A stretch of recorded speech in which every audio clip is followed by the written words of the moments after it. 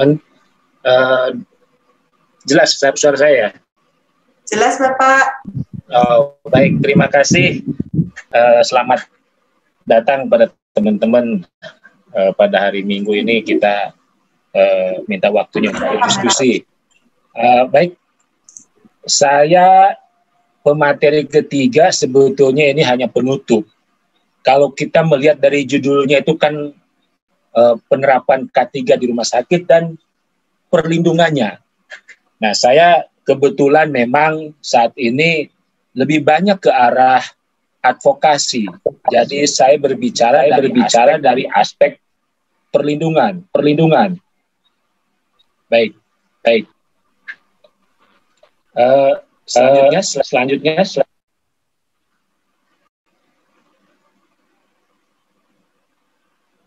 Nah, kalau kita berbicara dari aspek hukum, saya selalu mengingatkan ada hal yang lebih tinggi dari aspek hukum itu, yaitu etika. Yang ini seringkali dilupakan oleh teman-teman di lapangan. Semua hukum, semua aturan-aturan yang dimanapun ada di negara, yang paling tinggi adalah asas etika. Ya. Sebelum kita melihat pada substansi tentang bagaimana aspek legalnya, kita berbicara etika. Mungkin teman-teman sudah bosan ya kalau kita berbicara soal etika. Etika itu saya hanya mengulas sedikit saja. Jadi etika itu sesuatu yang berlaku pada masyarakat, baik dan benar, ya. Bagaimana seorang bersikap, apalagi seorang kita sebagai perawat. Ketika perawat dinyatakan bahwa perawat kompetensi, tidak bisa dikatakan bahwa dia hanya mampu, tapi bagaimana dia dari segi moral. Ini mungkin nanti kita berkaitannya nanti dengan K3. Saya hanya mengilas saja. Slide selanjutnya. Nah, semua profesi, slide selanjutnya punya profesi namanya punya kode etik. Ya, kita berbicara tadi etik. Lalu kalau etik, tentu ada satu norma-norma yang memang dimiliki oleh semua profesi. Ya. Kode etik adalah pernyataan standar profesi yang digunakan sebagai pedoman perilaku dan menjadi kerangka kerja untuk membuat keputusan. Tadi Dr. Fajar sudah menjelaskan bagaimana dari konsep medisnya. Kemudian Bu Piping juga sudah menjelaskan dari konsep regulasinya. Nah, bagaimana penerapan itu yang harus kita lakukan?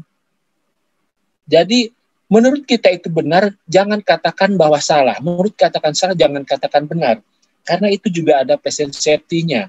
Nah, ini yang harus kita bicara mengenai keberanian kita. Lanjut.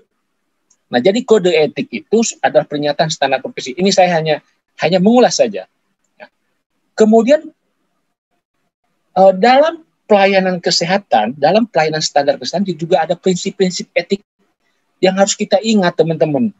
Ya, ada 6 yang selalu harus kita ingat dalam prinsip etik dalam pelayanan. Mandiri, manfaat, tidak merugikan, keadilan, kejujuran, kerahasiaan. Ini konsep ini yang harus kita bawa kemana-mana, teman-teman. Ya, karena konsep ini menurut saya bisa diterapkan dalam wilayah kerja manapun. Kita sebagai orang bermasyarakat juga tentu harus hidup dalam hidup bermasyarakat. Ada batasan-batasan, ada etik, ya, etik pergaulan, etik berkomunikasi dan segala-galanya. Saya yakin ini teman-teman sudah khatam bagaimana etik dalam pelayanan. Ya, jadi bagaimana itu disebut autonomi, bagaimana itu benefits, bagaimana non-malifence, langsung justice, verification, confidential. Ini adalah konsep yang paling mendasar bagi semua nakes, terutama siang ini karena kita kebanyakan mayoritas ada perawat. Ya. Lanjut. Nah, saya hanya mengutip tadi dari penjelasan Ibu Piping tentang definisi K3. Nah, ini harus teman-teman harus hafal, ya. Apa yang disebut dengan K3 rumah sakit? Salah satunya adalah keselamatan kerja. Adalah upaya yang dilakukan untuk mengurangi tindak terjadinya kecelakaan. Ya. kerusakan dan segala bentuk kerugian baik manusia maupun berhubungan dengan peralatan, objek kerja, tempat kerja, dan kerja secara langsung dan tidak langsung. Kita tahu rumah sakit itu banyak sekali disiplin ilmunya, ya, dan banyak sekali ranahnya. Kalau kita bicara soal ranah hukum, banyak juga sekali tantangan malprakteknya, teman-teman. Banyak sekali triknya, banyak sekali nuansanya ketika kita berbicara soal pelayanan di rumah sakit. Ada dokter, ada perawat, ada radiologi, ada analis, dan banyak sekali. Ketika salah satu unsur ada satu kelalaian, masuk ini K3. Nah, kalau kita berbicara keselamatan, tentu kita berbicara soal bagaimana terjadinya kecelakaan. Ya. Di lingkungan kerja, nanti kita berbicara bagaimana regulasi yang kaitannya dengan K3 atau rumah sakit. Karena berbicara kita dengan rumah sakit. Ya. Slide selanjutnya. Kemudian keselamatan kerja. Di slide selanjutnya. Tadi kita sudah berbicara soal kecelakaan. Ya. Keselamatan kerja, kesehatan kerja adalah upaya peningkatan dan pemeliharaan derajat kesehatan yang setinggi-tingginya bagi pekerja semua jabatan. Ya. Hati-hati. Ya, kadang-kadang kita semua teman-teman mengabaikan ada satu koridor-koridor yang di rumah sakit ada regulasi yang harus kita taati. Ya. Bagaimana tadi Bu Piping dan Dr. Fajar sudah menjelaskan bagaimana teori limbah B3, bagaimana supaya tidak terjadinya LBP, sakit pinggang. Ini yang harus kita taati. Ya. Bagaimana kesehatan kerja, keselamatan kerjanya, lalu perlindungan dari risiko akibat faktor yang merugikan kesehatan, penempatan, pemeliharaan kerja. Jadi kalau kita berbicara K3, ya tidak sebatas orang kerja di sini. Kamu sebagai perawat ini, kamu sebagai tenaga ini. Lihat definisi K3, kita hanya bicara soal ketentuan umumnya saja kita sudah ngeri nih. Kalau saya sebagai lawyer, saya katakan banyak sekali kita ini hak-hak kita sebagai karyawan, ya, kesehatan, penempatan, pemeliharaan dan mengadaptasi pekerjaan manusia antar dengan jabatannya, ya. Jadi berlaku umum, tidak ada yang namanya ini adalah direktur, ini adalah ini, tidak sama hak pekerja. Ya, jadi konsep inilah yang harus teman-teman pahami. Jangan mohon maaf saja, jangan 7 jam, 8 jam kita bekerja, hanya lalu lalang tidak memperhatikan satu keselamatan. Ya. Tapi jangan juga hanya kita meminta haknya kita, tapi bagaimana kewajiban kita sebagai ini juga sebagai salah satu penerapan K3. Ya. Next, lanjutnya.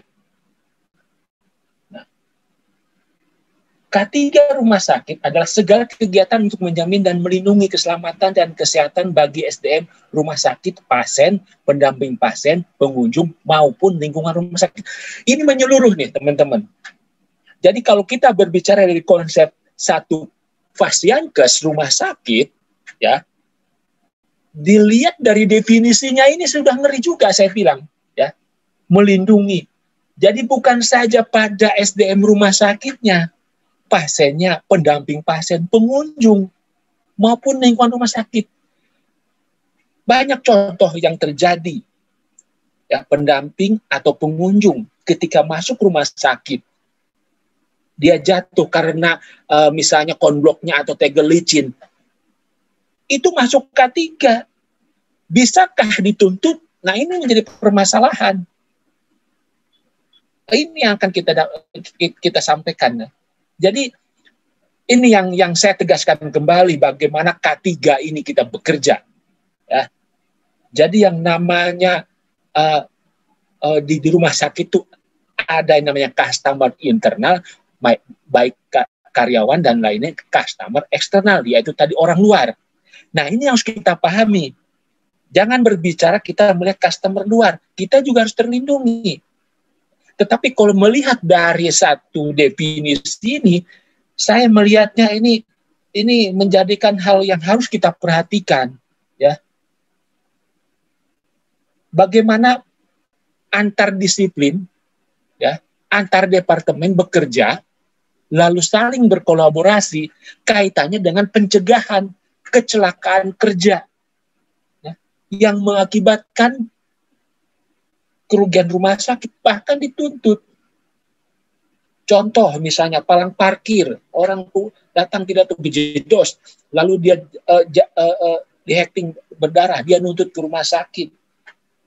Apakah itu bisa tuntut atau bagaimana? Itu kita diskusikan. Ya. Jadi teman-teman sekali lagi, ini yang kenapa saya ulas lagi tentang definisi K3 yang sudah dikatakan oleh Ibu Piping menurut Dr. Fajar, supaya teman-teman bisa memahami, sehingga aspek advokasi buat kita sendiri ada. Mohon maaf, bukan saya tidak melihat dari aspek rumah sakit, tapi kita hari ini kita berbicara di aspek perlindungannya. Ya. Nah, lalu kalau kita hubungkan dengan yang namanya legal, hukum, ya, tentu teman-teman kalau sekarang sudah tahu arti tentang K3, lalu di situ ada aspek hak dan kewajiban, bagaimana cara melindungi, tentu ada aturan-aturannya. Tadi Bu Piping sudah berbicara regulasi. Regulasi Bu Piping bisa berbicara soal tahap undang-undang dan peraturan, nah, atau Permenkes. Nah, kalau saya nanti berbicara tentang undang-undang yang lebih tinggi. Sebelum masalah ke undang-undang, teman-teman harus tahu dulu apa sih konsep tentang hukum itu, supaya kita tahu bagaimana ada peraturan. Ya, hukum menurut orang-orang yang sudah mengatakan bahwa hukum itu adalah himpunan peraturan berupa perintah dan larangan yang mengurus tata tertib suatu masyarakat, dan karena itu harus ditaati oleh masyarakat. Jelas. Tadi Bu Piping sudah katakan tentang undang-undang regulasi B3, bagaimana mencegah ini, bagaimana ini. Termasuk dalam pengertian hukum. Kenapa itu dan hukum? Ya jelas. Ini dia tata tertib yang harus ditaati oleh masyarakat. Kemudian,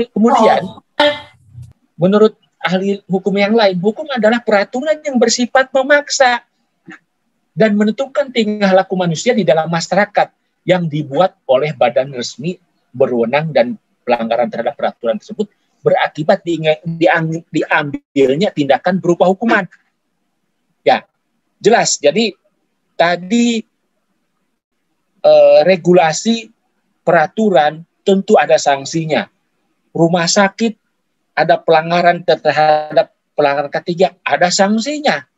Termasuk kita sebagai karyawan SDM, pelanggaran terhadap satu SOP atau prosedur rumah sakit, kita ada sanksi, ada. Ya. Jangankan pelanggaran rumah sakit, absensi saja kita ada kok pelanggarannya. Di PKB-nya ada, 3 kali tidak absen, sampai berapa kali dikasih teguran, dan akhirnya bisa terjadi PHK. Bisa. Artinya kalau kita merujuk pada aturan hukum ini, jelas memaksa. Jadi nggak bisa main-main kalau kita berbicara aturan, ya. Ini sifatnya memaksa. Kenapa? Kalau tidak dipaksa, ya orang masyarakat tidak akan pernah turut, tidak pernah tunduk. Sama halnya K3, peraturan rumah sakit. Ya, kenapa orang harus begini, kenapa harus begitu, kenapa begini, kenapa begitu? Karena tujuannya sama, semua patient safety. Ya. Oke, lanjut. Ya, lanjut slide-nya. Jadi slide lanjut. Nah, ini yang saya bilang tadi tentang bagaimana definisi hukum, ya, definisi hukum tadi. Kemudian selanjutnya tentang lingkup hukum kesehatan. Nih saya kasih tahu juga teman-teman sebagai diskusi siang hari ini. Jadi tidak serta-merta rumah sakit ini berdiri sendiri.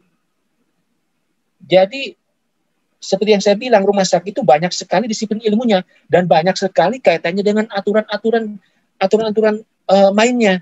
Ya, ada mencakup hukum kedokteran, hukum keperawatan, hukum rumah sakitan, hukum lingkungan, hukum limbah, kemudian tentang makanan dan minuman dan obat-obatan, dan hukum tentang keselamatan kerja. Kalau kita berbicara tadi definisi K3, ya, Nah, jadi salah satu hukum ini misalnya tidak terpenuhi kedokteran, tentu dokter punya izin. Perawatan juga sama, izin, STR, bagaimana kita bekerja, ada kode etiknya. Rumah sakitan sama, K3-nya bagaimana, izin rumah sakitnya. Kemudian hukum lingkungannya, ya, pembuangan limbah, bagaimana pengolahan sampah, B3 tadi, ya. Jangan sampai nanti LSM wahli datang, atau LSM yang lain-lain bisa datang ke kita, bagaimana. Kalau bicara itu banyak sekali, nanti struktur bangunan segala macam masuk. Tentang makanan, minuman, jelas. Bagaimana ketika pasien dirawat, kalau makan minumannya misalnya ada kecoa misalnya, ada coro, ada, itu juga kan salah satu persyaratan. Obat-obatan juga.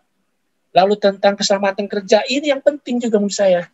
Bagaimana ada kaitannya dengan tentang keselamatan kerja bagi karyawannya. Nanti masuk dalam satu ketentuan, misalnya Undang-Undang 13 2003, kemudian Undang-Undang Nakes, kemudian Undang-Undang Cipta Kerja 2021 yang sudah diundangkan.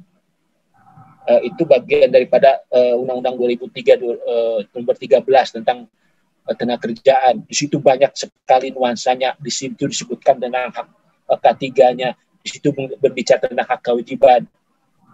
Ya, jadi ini yang saya katakan, lingkup hukum kesehatan tidak berbicara soal bagaimana kita di rumah sakit, ya, tetapi bagaimana rumah sakit kaitannya dengan undang-undang yang tadi sudah dikatakan briefing P3-nya bagaimana dan macam-macam. Ingat, dulu ketika ada kasus vaksin palsu, ya, saya ingat 2003 itu, limbah infus, botol infus tidak masuk B3. Tapi sekarang infus sudah masuk B3. Jadi memang selalu update. Baik, slide selanjutnya. Nah, slide selanjutnya saya berbicara soal tanggung jawab. Nah, bagaimana tanggung jawab hukum terhadap diri kita maupun dari rumah sakit terhadap negara. Nah, kalau kita bicara soal tanggung jawab hukum, ada 3 yang sering kita sebutkan. Tanggung jawab pidana, perdata, administratif. Nah, pidana kita berbicara soal pelanggaran-pelanggaran, misalnya rumah sakit ada terjadinya limbah, pembuangan limbah segala macam, bisa pidana. Kita bicara pidana, bicara penjara, laporan polisi. Biasanya jarang, kecuali memang ada kasus besar. Tapi kebanyakan orang masuk dalam ranah perdata. Perdata ini adalah ganti rugi. Jadi teman-teman, kalau misalnya teman-teman melanggar satu peraturan atau disangkakan adanya malpraktek atau maladministrasi, dan ini ganti rugi berbicaranya, tidak masuk pidana. Lalu yang ketiga, administratif. Nah, administratif ini penting juga. Biasanya dalam K3 kebanyakan yang dilanggar adalah persyaratan administratif, pencabutan izin, ya, pembekuan operasional rumah sakit. Nah, teman-teman juga harus paham 3 tanggung jawab hukum ini, pidana, perdata, administratif. Ketika teman-teman melakukan satu pelanggaran yang mengakibatkan kecelakaan, nah, ini tanggung jawabnya pribadi, ya, responsibility-nya kepada pribadi. Kemudian perdata, ganti ruginya juga, ini juga bisa menjadi tanggung renteng. Administrasinya apa? Kita dicabut sebagai syarat tenaga kerjanya. Jadi ini berbicara tanggung jawab hukum terhadap bagaimana penerapan di rumah sakit kaitannya dengan K3 misalnya, ya. Kemudian, nah, kalau kita bicara tanggung jawab hukum pidana, nih kadang-kadang teman-teman harus dipahami juga, ya. Orang sekarang berbicara sedikit-sedikit malpraktek, sedikit-sedikit laporan polisi, ya. Jadi harus dipahami teman-teman, tanggung jawab pidana itu ada asas.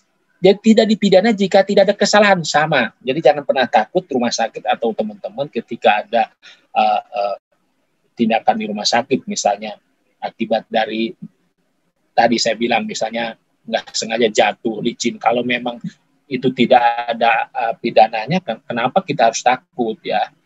Kemudian kapan orang bersalah? Seseorang telah melakukan perbuatan pidana, perbuatan bersifat menghukum.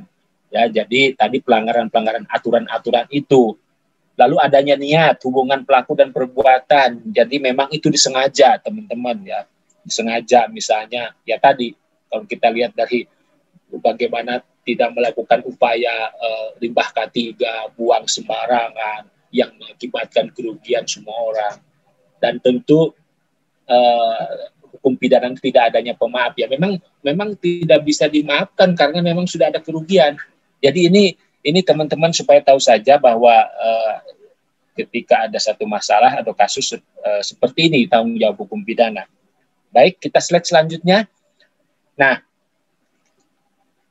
lalu kita berbicara tentang lebih ke arah advokasi pada perawat.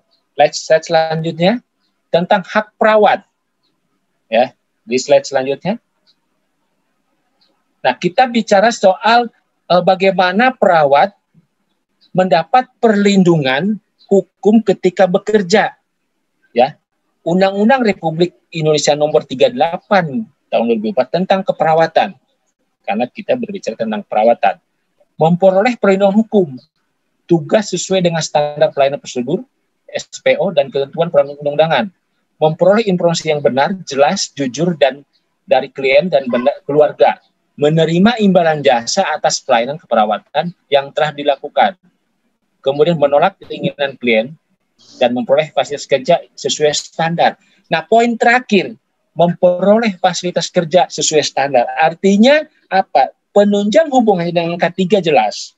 Ya, saya tidak mau menjelaskan secara rinci, tapi ini adalah satu pasal yang memang kalau kita menerapkan satu K3 tentu ada satu keseimbangan antara hak dan kewajiban. Jadi tidak serta-merta juga Fasiankes menyuruh orang bekerja tanpa memperoleh fasilitas kerja yang standar dan hal-hal yang lain seperti hak perawat ini. Jadi ini penting juga kita berbicara soal standar pelayanan keperawatan. Baik, lanjutnya. Slide selanjutnya. Nah, pasal 46 Undang-Undang Rumah Sakit ya, nomor 44 tahun 2009 mengatakan rumah sakit bertanggung jawab secara hukum terhadap semua kerugian yang ditimbulkan atas kelalaian yang dilakukan oleh tenaga kesehatan di rumah sakit. Ini hati-hati teman-teman. Ya. Pasal ini memang sekilas pasal bisa menerapkan kepada rumah sakit, tetapi teman-teman berlaku asas tanggung jawab pribadi yang saya bilang tadi, asas pidana itu. Jadi jangan karena kesengajaan kita, karena kita nggak suka misalnya sama rumah sakit atau manajernya atau siapapun, lalu kita melakukan kesalahan. Oh, karena ada pasal ini nggak bisa. Hati-hati. Ini pasal ini artinya secara umum berlaku ketentuan yang memang di mana kasusnya itu harus kita gali dulu. Tetapi secara undang-undang pasal ini berbunyi demikian. Jadi pimpinan rumah sakit tidak terlepas dari tanggung jawab secara hukum. Artinya seperti ketika berbicara substansi perbuatan melawan hukumnya itu bisa ditelah lebih lanjut. Tetapi pasal inilah hati-hati menjadikan terjeratnya kita. Lalu slide selanjutnya. Nih. Slide selanjutnya saya katakan dalam mohon maaf Bapak Gegen, mohon maaf untuk waktu pembicara tinggal 5 menit lagi ya Bapak ya. Oh baik, 5 menit. Yes. Oke, pasal 1365 KUHP Perdata. Tiap perbuatan melanggar hukum yang membawa kerugian pada orang lain mewajibkan orang karena salahnya memberikan. Jadi wajib hukumnya ketika Fasiankes ada satu kepada siapapun untuk mengganti rugi. Ini pasal ini yang sering digunakan oleh pengacara. Lalu tentang rumah sakit. Nah, Tadi pasal 44 sudah bicara, sekarang pasal 22. Setiap rumah sakit mempunyai kewajiban memiliki sistem pencegahan kecelakaan. Nah, ini lebih spesifik lagi tadi yang dikatakan Dr. Fajar sama Piping. Jadi undang-undang yang lebih tingginya ada.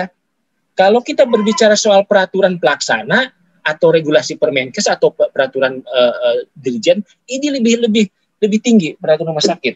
Ya, menyusun pelaksanaan peraturan internal rumah sakit, hospital by law. Nah, ini berbicara hospital by law tadi, komite etik. Karena komite etik rumah sakit tentang K3 ada di bawahnya hospital by law, mestinya ada. Ya. Lalu melindungi dan memberikan perbantuan hukum bagi semua petugas rumah sakit dalam melaksanakan tugas, jelas. Kita bicara advokasi, asas pengampuan, asas 44, pasal 44. Lalu slide selanjutnya, Undang-Undang Dasar 45. Ya. Ini Undang-Undang Dasar 45 inilah undang-undang yang paling tinggi, teman-teman, dari setiap undang-undang. Pasal 28D mengatakan setiap orang berhak pengakuan, jaminan, perlindungan, perlindungan hukum yang adil serta melakukan yang sama depan umum. Ya. Kemudian setiap orang berhak untuk bekerja serta mendapatkan imbalan dan perlakuan yang adil dan layak dalam hubungan kerja. Ya, ini jelas. Lanjut. Kemudian tadi saya berbicara tentang ketenagakerjaan. Tadi Dr. Fajar sudah berbicara labor union, ya, labor union di WHO. Nah, ini ketentuannya tentang kesehatan pekerja atau buruh adalah suatu pemenuhan kebutuhan dan atau keperluan yang bersifat jasmani rohani, baik di dalam maupun di luar kerja. Jelas ini undang-undang yang berlaku sekarang, Undang-Undang Cipta Kerja 2001, ini adalah masih berlaku tentang poin ini, ya. Ini. Lalu lanjutannya, slide selanjutnya tentang keselamatan kesehatan kerja. Di slide selanjutnya dalam Undang-Undang Tenaga Kerja jelas dikatakan pasal 84, setiap pekerja buruh mempunyai hak untuk memperoleh perlindungan atas. Ini jelas, ini jadi amanah undang-undang nih, saya tidak mengada-ngada, ya. Lalu perlindungan sebagaimana dimaksud ayat 1, ayat 2 dilaksanakan sesuai dengan peraturan perundang-undangan yang berlaku. Lalu pasal 87 ya juga dikatakan seperti itu. Ya. Lalu slide selanjutnya mengenai sanksi administratif. Slide selanjutnya tentang keselamatan ini sanksi. Slide selanjutnya sanksi, kan ada sanksi pidana perdata, ya. Misalnya sanksi administratif pasal 190, menteri atau pejabat yang ditunjuk mengenai sanksi administratif atas pelanggaran ketentuan pasal 87. Sekarang kita berbicara apa sanksinya. Lanjut, sanksinya. Lanjut slide-nya. Sanksi yang dikatakan tadi pasal 87 itu adalah teguran, ya. Kemudian peringatan tertulis, pembatasan kegiatan usaha, pembekuan kegiatan usaha, pembatalan persetujuan, pembatalan pendaftaran, penghentian sementara sebagian dan seluruh alat produksi, dan pencabutan izin. Ngeri ini teman-teman kalau sampai tempat kerja kita ini dicabut seperti ini. Jadi mohon untuk teman-teman kita tetap konsisten pada perlindungan K3-nya, coba melaksanakan apa yang sudah dijelaskan oleh Bu Bibing sama Dr. Fajar, ya. Tentu tidak menyampaikan aspek-aspek medisnya tadi. Nah, sebelum saya tutup, saya akan ilustrasi ini sebagai kesimpulan. Jadi, saya selalu berbicara tentang bagaimana hukum kita di Indonesia. Ibarat tsunami di Aceh, teman-teman. Tsunami di Aceh itu ketika terjadi tsunami, ini yang terparah di Indonesia, yang datang itu bukan orang kita, orang luar. Pencegahan kita tidak punya. Ya, jadi selalu kita menyelesaikan kasus itu by case. Tidak pernah melihat bagaimana ke depan. Jadi lebih baik mencegah, pencegahan mendini. Jadi benar-benar. Ya. Lalu, kata Bang Nafi kalau kita lihat di film itu, ya, kejahatan timbul bukan karena ada niat, tapi karena kesempatan. Hati-hati kerja di rumah sakit, teman-teman. Jadi jangan sembarangan, apalagi daerah-daerah ICU banyak sekali alat-alat atau yang lainnya yang memang timbul niat kita untuk mencuri. Lalu yang terakhir, rambu-rambu lalu lintas. Ya, patuh aturan karena ada petugas yang jaga. Ketika tidak ada yang petugas akan dilanggar. Ini juga teman-teman. Jadi jangan kalau ada aturan kalau tidak diingatkan kita langsung labrak. Jangan juga. Jadi sesuai prosedur, apa yang kita kerjakan sesuai dengan aturan. Jangan karena tidak diingatkan, kalau tidak ada masalah kita tidak pernah melakukan suatu aturan-aturan ini. Jadi hati-hati. Dan ini saya selalu mengilustrasikan, ya kita tahu bahwa lampu lalu lintas ketika merah nggak ada polisi kita labrak. Lalu ada kecelakaan baru mikir. Nah ini harus kita juga melakukan satu peraturan undang-undang juga seperti itu. Taatilah undang-undang, coba cermati, pelajari dan pelajari. Itu saja yang saya sampaikan. Mohon maaf bila ada hal yang kurang berkenan, saya kembalikan kepada moderator. Selamat siang.